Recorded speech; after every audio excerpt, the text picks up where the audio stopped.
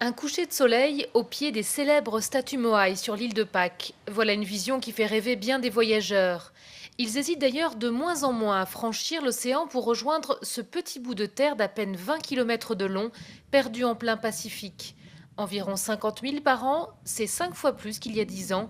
Et les hôtels, comme celui-ci, fleurissent pour les accueillir. C'est incroyable comme le tourisme a augmenté. Il faut voir comment s'est développé le village, la quantité de nouveaux restaurants, de nouveaux hôtels. Aujourd'hui, c'est beaucoup plus facile de venir sur l'île qu'il y a 10 ans.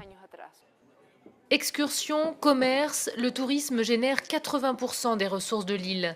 Mais il engendre aussi des problèmes. En tête de liste, les déchets liés à la hausse de la consommation. Loin de la carte postale, voilà une autre réalité de l'île de Pâques, une décharge à ciel ouvert. Normalement, il y a quelqu'un qui vient récupérer tout ça pour le mettre au fond et l'enterrer. Mais bon, c'est très lent.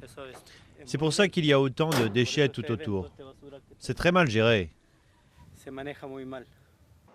Pour protéger leur île, certains locaux réclament des mesures radicales. Pas contre les touristes, mais contre tous ceux qui viennent du continent chilien s'installer pour en profiter.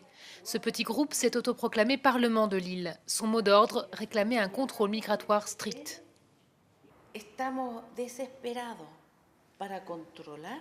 On demande désespérément un contrôle des gens qui viennent ici pour s'installer. Nous avons un écosystème très fragile. L'île est très petite, elle ne peut pas supporter une surpopulation.